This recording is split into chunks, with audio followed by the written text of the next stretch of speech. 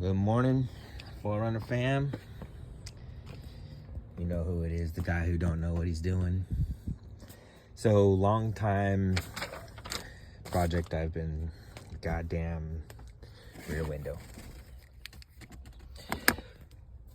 Has never worked since I've had it. I got it to where the key worked at one point, but then it doesn't work. I've been just